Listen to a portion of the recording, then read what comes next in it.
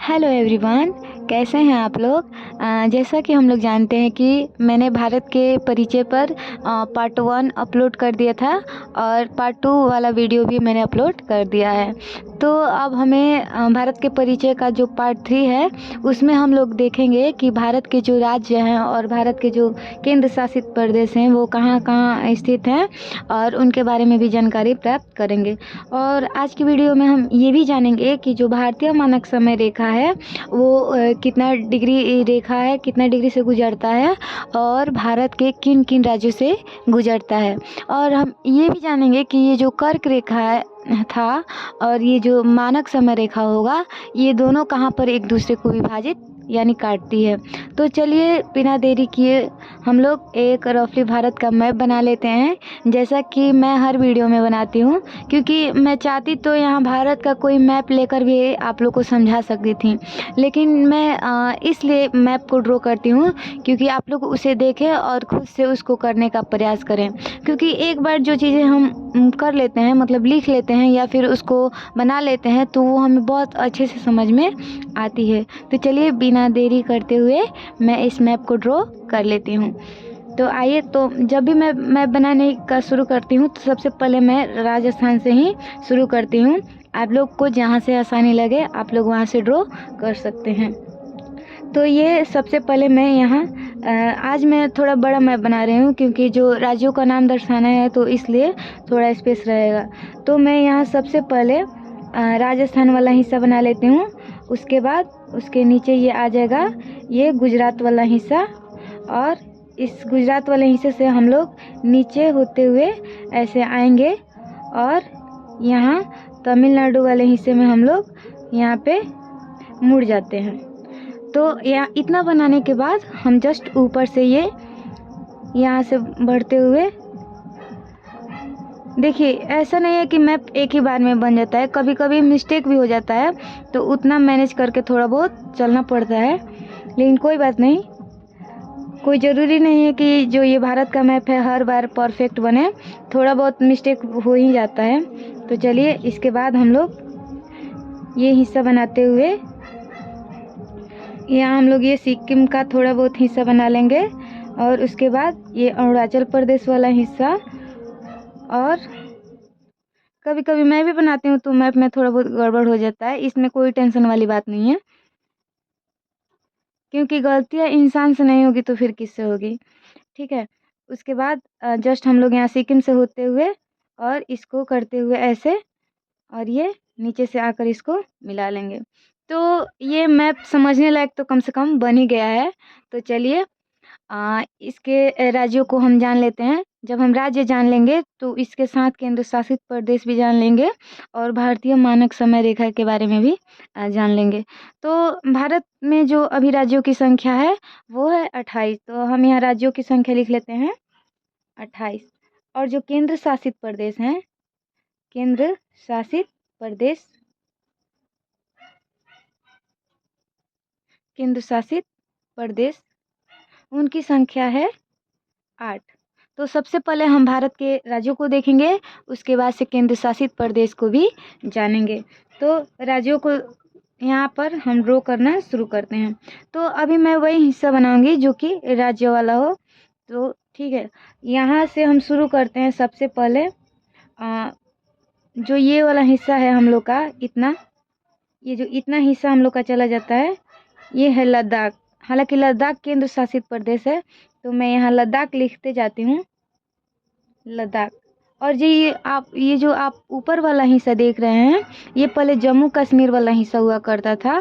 तो ये अभी पीओके के नाम से जाना जाता है, जो कि पाकिस्तान के हिस्से में आता है। इसको हम लोग पीओके कहते हैं, यानी पाक ऑक्युपाइड कश्मीर। तो इसके बाद जब ये पूरा हिस्सा, इधर वाला हिस्सा लद्दाख का हो गया और ये वाला हिस्सा पीओके जो कि अभी पाकिस्तान के नियंत्रण में है, उसके बाद ये जो ये वाला हिस्सा होता है हम लोग का, ये होता है जम्मू कश्मीर। ये जम्मू कश्मीर भी अभी केंद्र शासित प्रदेश है। तो मैंने यहाँ केवल JK लिख दिया, यानी जम्मू कश्मीर। उसके बाद यहाँ पर होगा हिमाचल प्रदेश। तो यहाँ हम लिख देंगे हिमाचल प्रदेश। हो सकता है कि मेरा लिखा आपको सही से दिखाई नहीं दे, लेकिन मेरे बोलने के पॉइंट ऑफ व्यू से थोड़ा बहुत आप लोग समझने का प्रयास करेंगे। तो ये हमारा हो गया हिमाचल प्रदेश। हिमाचल प्रदेश के बाद जस्ट इधर आएगा वो वाला हिस्सा होगा पंजाब। तो यहाँ हम पंजाब ही लिख लेते हैं, पंजाब। तो मैंने यहाँ पे पहले लद्दाख बनाया, जम्मू कश्मीर बनाया है, जस्ट उसके नीचे ये हिमाचल प्रदेश। उसके बाद मैं यहाँ बनाऊंगी, हिमाचल प्रदेश के बाद हमारा यहाँ पे आ जाता है उत्तराखंड। तो उत्तराखंड को यहाँ पे मैं ड्रॉ कर लेती हूँ, उत्तराखंड। ये उत्तराखंड हो गया। उसके बाद से यहाँ मैंने पंजाब बनाया और उत्तराखंड, इसी के बीच से होते हुए थोड़ा बहुत हम लोग बनाएंगे यहाँ पे हरियाणा। ये हमारा हो गया हरियाणा। तो यहाँ लिखते हैं हरियाणा। और एक बात मैं कहना चाहूँगी, जो ये हम लोग उत्तराखंड यहाँ पे देख रहे हैं, यहीं से एक पहले जो यूपी और उत्तराखंड दोनों एक में ही था, तो यहाँ से मैं यूपी को भी ड्रॉ कर लेती हूँ इस क्षेत्र से।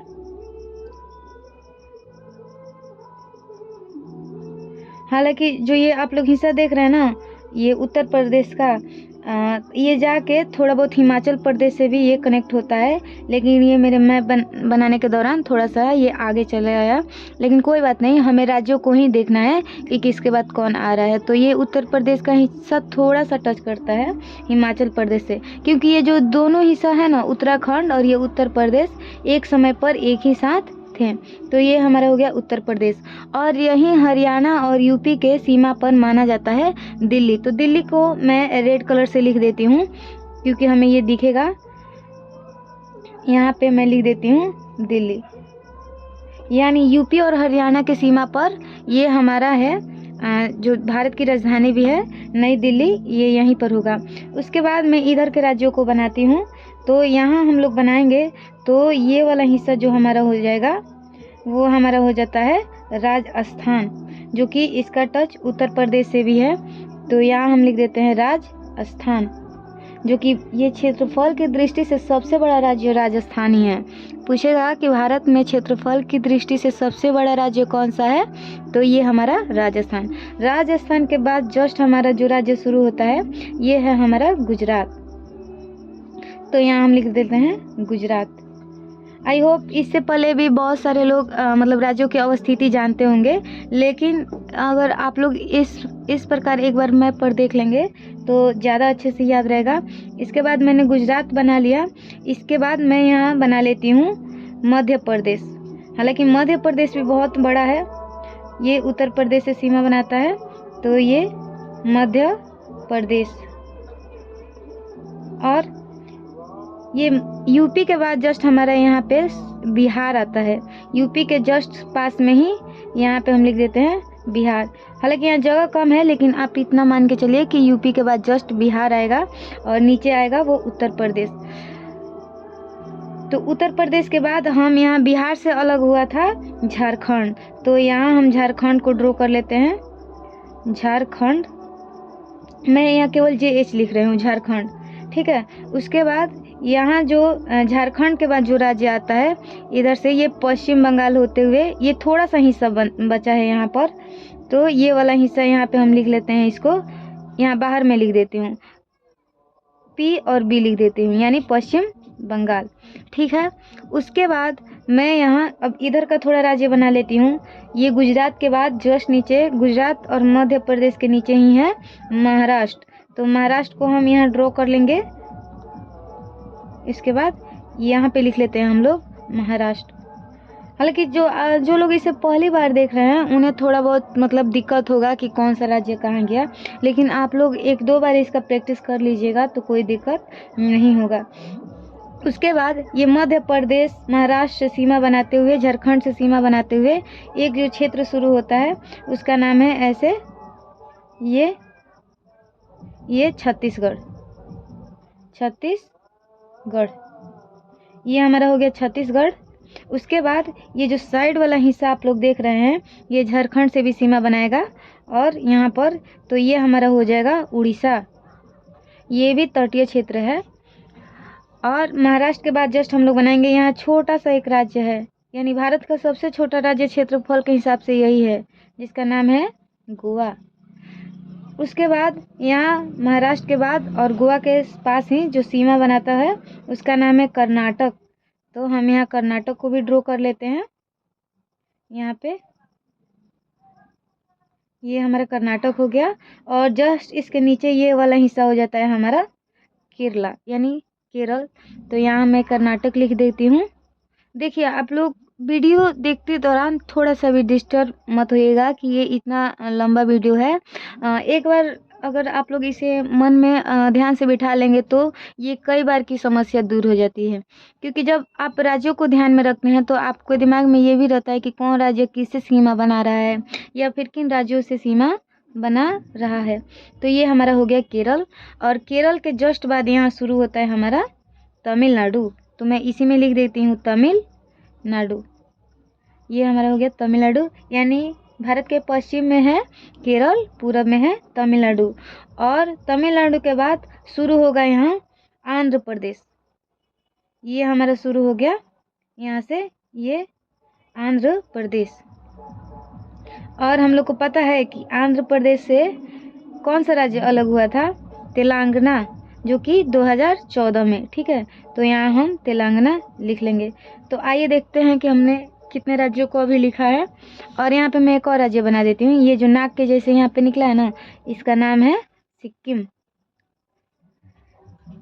तो मैंने केवल इधर के राज्यों को बनाया है, और ये वाला जो उत्तर पूर्व वाला हिस्सा है इनको सेवन सिस्टर के नाम से यानी 7 पूर्वी राज्यों के नाम से जाना जाता है, और सेवन सिस्टर यानी 7 बहनों का राज्य भी कहा जाता है। तो इनको भी समझेंगे। पहले हम इधर काउंट कर लेते हैं कि इधर कितने राज्य हैं। तो ये जो लद्दाख और जम्मू कश्मीर है ये तो केंद्र शासित में आ जाएगा। तो पहला हिमाचल प्रदेश, यहाँ मैं इसको मार्क करते जाती हूँ कि हम लोग को याद रहेगा।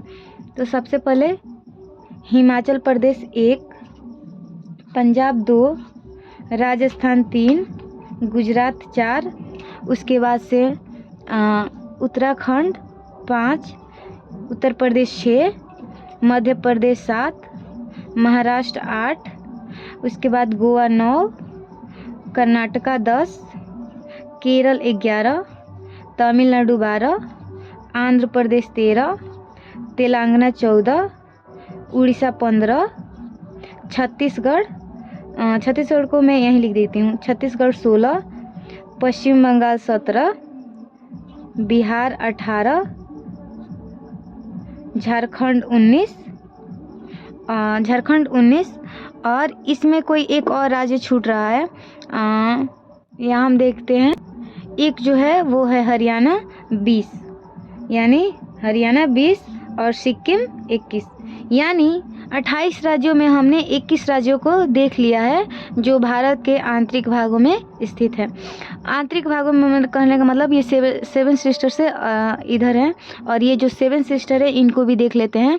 तो इसको देखने से पहले सबसे इधर जो हिस्से वाला है, ये वाला, जिसको मैं बनाते समय हमेशा इसका नाम लेती हूँ, ये वाला जो हिस्सा है इसको हम लोग कहेंगे, ये हमारा हिस्सा हो जाता है यहाँ पर। ये हमारा है अरुणाचल प्रदेश। तो केवल मैं इसको AP लिख दे रही हूँ, अरुणाचल प्रदेश। बाहर इसका नाम पूरा लिख देती हूँ, अरुणाचल प्रदेश। उसके बाद अरुणाचल प्रदेश के बाद जो हिस्सा शुरू होगा उसका नाम है नागालैंड। यहाँ इसको भी मैं बाहर लिख रही हूँ, नागालैंड। नागालैंड के बाद जस्ट आएगा मणिपुर, ये भी इसके पास ही है मणिपुर। और यहाँ पर है ये मिजोरम यहाँ।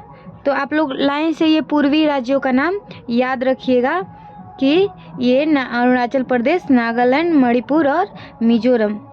ठीक है, पूछेगा, यानी मैंने पार्ट 1 वाले वीडियो में बताया था कि इधर जो म्यांमार देश है, तो ये भी प्रश्न पूछ सकता है कि म्यांमार से भारत के कौन कौन राज्य सीमा बनाते हैं। तो अरुणाचल प्रदेश, नागालैंड, मणिपुर, मिजोरम। ठीक है, उसके बाद मैं इसमें बनाऊंगी यहाँ पर। तो ये पूरा पश्चिम बंगाल कवर किए हुए है। उसके बाद से ये शुरू होता है, इसका नाम है असम। तो ये वाला हिस्सा हो गया हमारा असम। असम के बाद मैं यहाँ बनाऊंगी मेघालय। मेघालय ये वाला हिस्सा हो जाएगा हमारा, जो ये नीचे के साइड है, इसका नाम है त्रिपुरा। ठीक है, तो इसको भी हम मार्किंग कर लेते हैं। अरुणाचल प्रदेश, उसके बाद ये 21 नंबर सिक्किम हुआ था, अरुणाचल प्रदेश 22 और नागालैंड 23, मणिपुर 24, मिजोरम 25 और जो असम है इसको मैं बाहर लिखती हूँ 26, मेघालय 27 और ये त्रिपुरा 28। तो इस प्रकार हमने इस मैप में 28 राज्यों को देख लिया है। अब हमारी बारी है कि हम 8 केंद्र शासित प्रदेशों को देखें। हालांकि ये मैप देखने में तो क्या कहूँ मैं, इसमें बहुत सारे राज्यों का नाम आ गया है, तो मैं चाहती हूँ कि जितना इसमें केंद्र शासित प्रदेश है उनको मैं दर्शा सकूँ। तो इसके लिए मैं रेड मार्कर का ही इस्तेमाल करूँगी, क्योंकि इसमें बहुत ब्लू ब्लू हो गया है।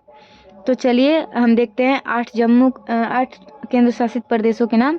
तो सबसे पहले जो केंद्र शासित प्रदेश है वो है एक नाम लद्दाख, दूसरा जम्मू कश्मीर और तीसरा हम यहाँ देखते हैं कि ये जो गुजरात वाला हिस्सा है यहीं पर है दमन और दीव। ये हमारा हिस्सा है दमन और दीव और यहीं पर है दादर व नागर हवेली।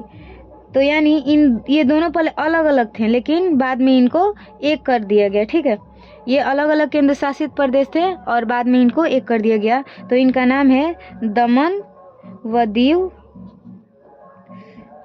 दादर व नागर हवेली, दादर व नागर हवेली। ठीक है, ये हो गया। उसके बाद एक और जो थी, जो ये क्या बोलते हैं केंद्र शासित प्रदेश है, वो है पुदुचेरी और ये पुदुचेरी है तमिलनाडु में। तो यहाँ मैं लिख देती हूँ पुदुचेरी। पूछेगा पुदुचेरी कहाँ है, तो तमिलनाडु में। तो हमारी केंद्र शासित प्रदेशों की संख्या 1 2 3, यहाँ पे पुदुचेरी 4 और यहाँ पे दिल्ली भी एक केंद्र शासित प्रदेश है, तो इसको मैं मार्किंग कर देती हूँ 5।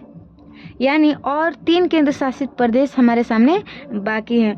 तो यहाँ पे जो हम देखते हैं, मैंने आपको पिछले वीडियो में बताया था कि यहाँ पर जो अरब सागर है इसमें भी जो एक लक्षद्वीप है, द्वीप समूह, वो भी भारत का केंद्र शासित प्रदेश है। तो यहाँ मैं नाम लिख देती हूँ लक्षद्वीप। ठीक है, तो ये हमारा हो गया 6 नंबर। और इसके बाद दादर व नागर हवेली। ठीक है, अंडमान व निकोबार, यानी ऊपर वाला हिस्सा ये अंडमान और निकोबार। बोलते टाइम थोड़ा बहुत गलती हो जाता है, तो इसके लिए मैं माफ़ी चाहूँगी। अंडमान निकोबार, तो ये एक द्वीप समूह, इसको हम 7 नंबर कर लेते हैं।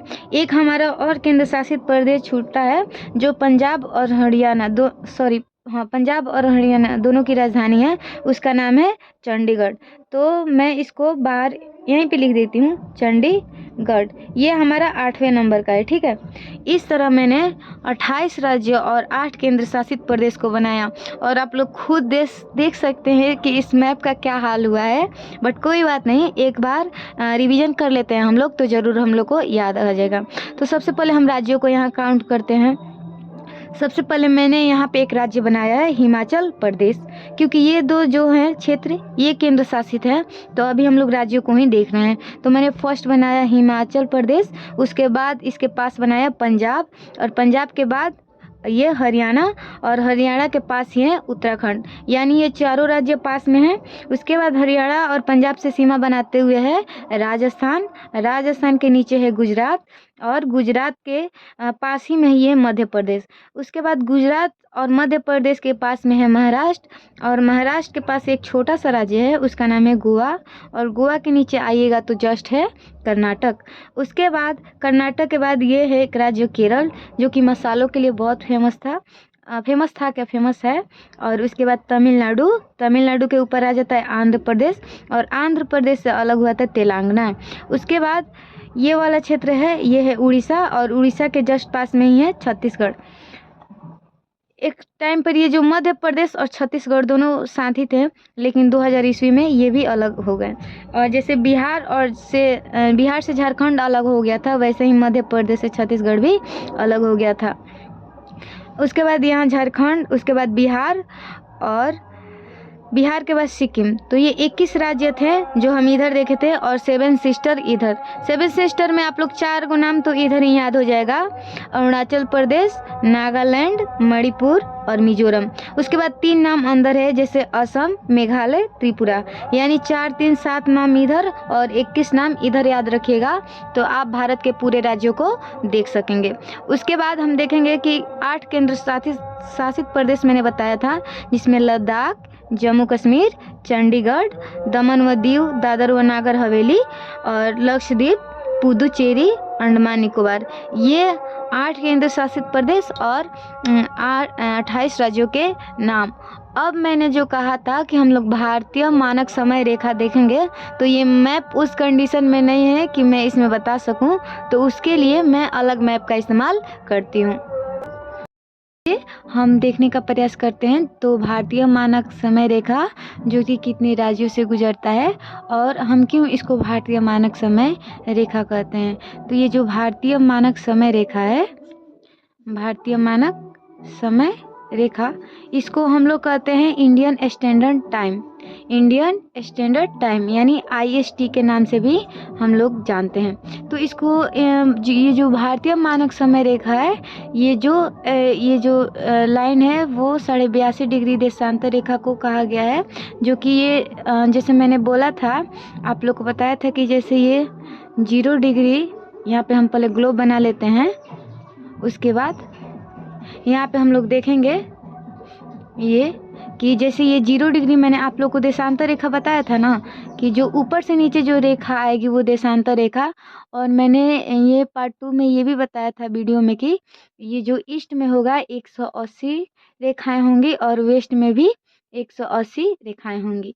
ठीक है, यानी 0 डिग्री के पूरब में भी 180 रेखाएं और पश्चिम में भी 180 रेखाएं। तो मैंने करके ऐसे आप लोग को बताया था कि ये जो ऐसी रेखाएं हैं लगभग 180 है। तो ये जो भारत से ये जो नंबर वाली रेखा यहाँ से गुजर रही है, यानी 1, 2, 3, 4 करके ये जो रेखा गुजरी है, ये 82वां नंबर वाली है, यानी 82 नंबर वाला ये रेखा है, इसलिए हम लोग इसको 82 डिग्री यानी 82.5 डिग्री कर रहे हैं। और यहाँ से हम लोग ये भी देखे थे कि जो भारत का देशांतरीय विस्तार है वो 68 डिग्री 7 मिनट से लगभग कितना था, 97 डिग्री 25 मिनट था। तो इतना से इतना के बीच में ही 82 आएगा। तो इसके बाद हम लोग देखेंगे जो ये भारतीय मानक समय रेखा है, ये सबसे पहले जो है 5 राज्यों से गुजरती है। पहला तो उत्तर प्रदेश, यहाँ पे मैंने जो अभी मैप में बताया कि कौन सा राज्य कहाँ है, इसलिए मैंने उस मैप को बताया है कि कभी भी आप लोग को राज्य से रिलेटेड कोई भी चीज़ है तो आसानी से समझ सकें। तो उत्तर प्रदेश के बाद ये गुजरती है मध्य प्रदेश से, मध्य प्रदेश के बाद ये गुजरती है छत्तीसगढ़ से, और छत्तीसगढ़ के बाद ये गुजरेगी उड़ीसा से, और उसके बाद ये गुजरती है आंध्र प्रदेश से। तो ऐसे ये जो भारतीय मानक समय रेखा है, यानी ये 42 नंबर वाला देशांतर रेखा, ये भारत के इस हिस्से से गुजरता है और ये 5 राज्यों को काटता है। तो ये जो भारतीय मानक समय रेखा है, ये एक तरह से भारत के समय को बताएगा। किसके समय को बताएगा, यानी भारत के समय को। जैसे ये मैंने बताते समय ये भी कहा था कि जो ये देशांतर रेखा है, यह समय के निर्धारण को जानने में बहुत हमारी सहायता करता है। जैसे हम लोग 0 डिग्री से पूरब की तरफ जाते हैं तो समय प्लस में होते जाता है, यानी जैसे 0 डिग्री से कोई भी देश कोई 5 डिग्री, 10 डिग्री, 85 डिग्री ऐसे करके आगे की तरफ बढ़ेगा तो वो प्लस में जाएगा। लेकिन यही पश्चिम की तरफ जो भी देश होंगे वो समय वहाँ माइनस में जाता है।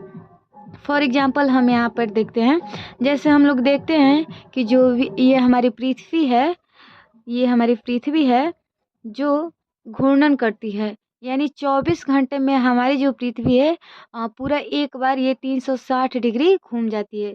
तो यहाँ जैसे हम लिख रहे हैं 24 घंटा में ये जो हमारी पृथ्वी है कितना डिग्री घूम जा रही है, 360 डिग्री।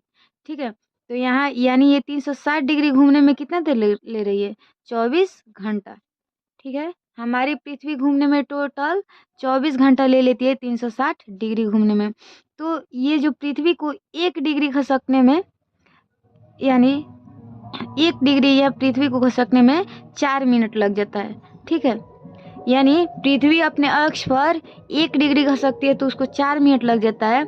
वहीं पे हम देखते हैं कि अगर पृथ्वी 15 डिग्री अक्ष को खसकना होगा तो ये 1 घंटा ले लेगी। जैसे 60 मिनट में 1 घंटा होता है ना, तो वही 15 डिग्री अगर इसको पृथ्वी घूमती है तो वो 1 घंटा का समय लेती है। वैसे ही जैसे 15 डिग्री इसको घूमना है तो ये 1 घंटा लेगी, तो इसको 30 डिग्री घूमना है पृथ्वी को तो ये 2 घंटा में 30 डिग्री घूमती है। ठीक है, वैसे ही अगर पृथ्वी को 60 डिग्री में घूमना होगा तो ये टाइम ले लेगी 4 घंटा। ठीक है, और वैसे ही पृथ्वी को अगर 75 डिग्री घूमना होगा तो ये टाइम ले लेगी 5 घंटा।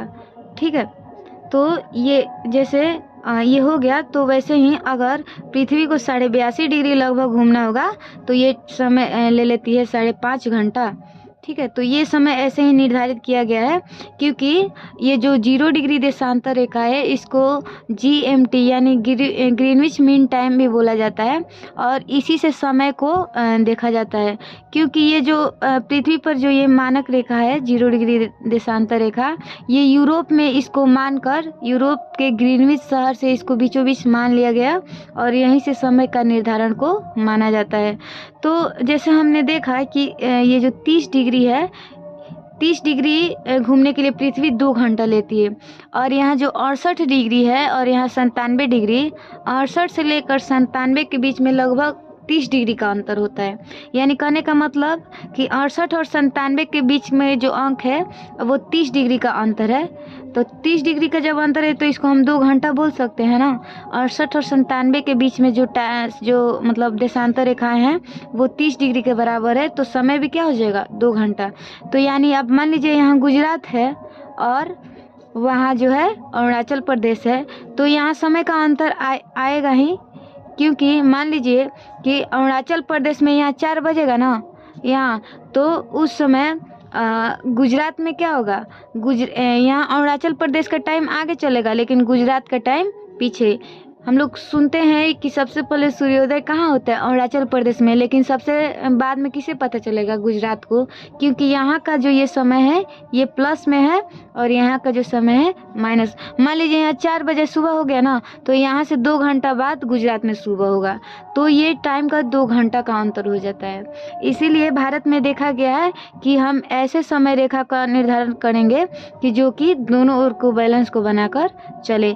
इसलिए बीचों बीच ये जो 82 डिग्री वाला 82.5 डिग्री वाला रेखा है, इसको यहाँ से टाइम को निर्धारित किया गया है, भारत के टाइम को, कि दोनों जगह का टाइम मैनेजमेंट हो सके।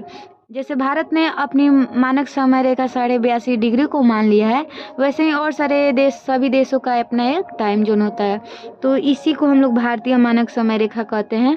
आप लोग को बस इतना याद रखना है कि ये भारतीय जो समय है उसको एक निर्धारित करने वाली ये डिग्री यानी रेखा है और मानक यानी इसको मान लिया गया है और ये 5 राज्यों से गुजरती है, उत्तर प्रदेश, मध्य प्रदेश, छत्तीसगढ़, उड़ीसा और आंध्र प्रदेश। और ये भी एक प्रश्न पूछता है, जैसे मैंने आप लोग को पिछले वीडियो में बताया था कि ये जो कर्क रेखा थी वो भारत के 8 राज्यों से गुजरती थी, तो ये भी पूछता है कि ये जो कर्क रेखा और भारतीय मानक समय रेखा किस राज्य में एक दूसरे को काटती है।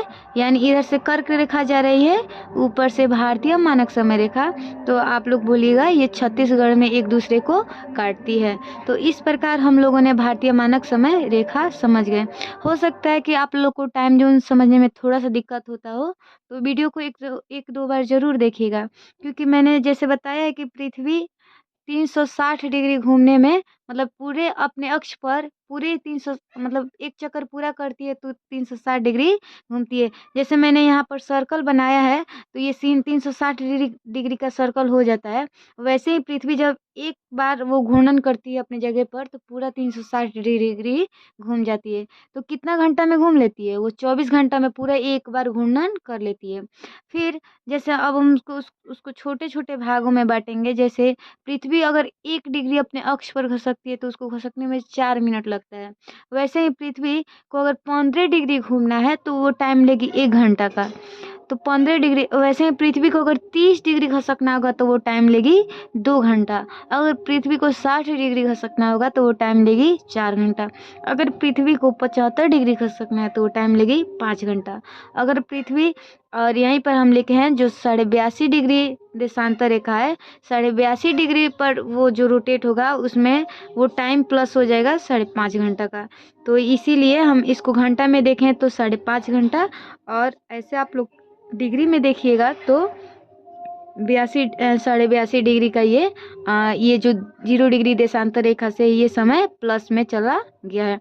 वही हमारा भारत अगर 82.5 डिग्री पश्चिम में रहता 0 डिग्री के, तो यहाँ हम कहते हैं कि भारतीय मानक समय रेखा है वो 5.5 डिग्री ग्रीनविच टाइम से पीछे चल रहा है, उसको हम आगे नहीं बोलते। ठीक है, तो ये बात आप लोग को ध्यान रखना है। तो हम लोगों ने आज की वीडियो में देखा भारत के जो कितने राज्य हैं, कितने केंद्र शासित प्रदेश हैं, और ये मेन पॉइंट जो भारतीय मानक समय रेखा है, और इसमें मेनली हमें टाइम जोन को समझना पड़ता है। जैसे यहाँ हम लोग देशांतर रेखा से टाइम को समझ पाते हैं, वैसे ही हम जो अक्षांश रेखा है इसके ये हम ठंडी गर्मी का भी ये बताता है कि जो अक्षांश ऊपर के हों वो वहाँ पे ज़्यादा ठंडी पड़ती है, और जो निम्न अक्षांश होता है वहाँ ज़्यादा गर्मी पड़ती है। तो ये लोग, अगर मैं भूगोल वाला कोई टॉपिक पढ़ाऊँगी तो जो भी इसमें से फैक्ट अगर छूटेगा तो उसमें मैं ऐड कर कर आप लोग को बता दूँगी। और भारत के बारे में हम लोग ये तो जानते ही हैं, जो ये हमारा भारत है ये ये जो भारत का क्षेत्रफल है, विश्व के क्षेत्रफल का लगभग 2.4% है। यानी जितना विश्व का क्षेत्रफल है उतना में हमारा ये भारत देश का क्षेत्रफल कितना है, लगभग 2.4% है। उसके बाद से ये भी पूछता है कि हमारा जो विश्व में जनसंख्या है उसके हिसाब से हमारे भारत की जनसंख्या कितना है, तो हम लोग बोल सकते हैं 17.5% हमारी भारत की जनसंख्या है। हालांकि भारत की जनसंख्या पूरे विश्व में सबसे ज़्यादा हो गई है। तो ये आप लोग कुछ फैक्ट याद रखना। और ये भी पूछता है कि क्षेत्रफल की दृष्टि से सबसे बड़ा राज्य कौन सा है भारत में, तो हमारा राजस्थान था। और मैंने ये शायद राज्य जब हम बना रहे थे तो उसमें भी मैं बताई थी। और उसके बाद यहाँ पर एक सुंदरवन का डेल्टा भी है, जो विश्व का सबसे बड़ा डेल्टा माना जाता है, जो कि पश्चिम बंगाल के पास ही है सुंदरवन का डेल्टा। और यहाँ जो सबसे मैंने छोटा राज्य बताया था वो था गोवा। तो आई होप हम लोगों ने जितना कुछ जाना होगा वीडियो के पार्ट 1 में, पार्ट 2 में और ये पार्ट 3 में, ये हमारे लिए बहुत हेल्पफुल होगा। अगर आप लोग एग्ज़ाम दीजिएगा तो खुद रियलाइज़ कीजिएगा कि इन सारे क्वेश्चन बनते हैं कि कौन सी रेखा किन राज्यों से गुजरती है, या फिर किन किन इनका आप आरोही और अवरोही क्रम में सजाइए। हो सकता है कि राज्य का नाम आपके पास ऐसे भी पूछ दे और नीचे से भी पूछ दे क्रम में लगाने के लिए, तो ये आप लोग के लिए बहुत हेल्पफुल है। तो इसी के साथ मैं ये कहना चाहूँगी कि वीडियो लंबा है तो बिल्कुल बोर नहीं होना है, और इसको 1-2 बार बिल्कुल मन को अस्थिर करके देखिएगा, क्योंकि पढ़ाई कभी भी हड़बड़ी वाला चीज़ नहीं है। जब तक हम अपने मन को शांत नहीं करेंगे, उसको समझने का प्रयास नहीं करेंगे, तो कहीं ना वो हमें बहुत दिक्कत करेंगी। नहीं तो हम सोचेंगे कि आए और 1 मिनट में सारी चीज़ें समझ कर चली जाए, तो वो बिल्कुल पॉसिबल नहीं है। उस पढ़ाई ऐसा चीज़ है कि हमें बहुत टाइम देना ही पड़ेगा, मन को कंसंट्रेट करके उस पर फोकस करना ही पड़ेगा। तो चलिए, इसी के साथ मेरा अगला वीडियो आएगा, उस पर हम लोग फोकस करेंगे। तो इन सारे चीज़ों को आप लोग इस भारत के परिचय को पार्ट 1 को भी देखिए, पार्ट 2 को भी देखिए और पार्ट 3 को।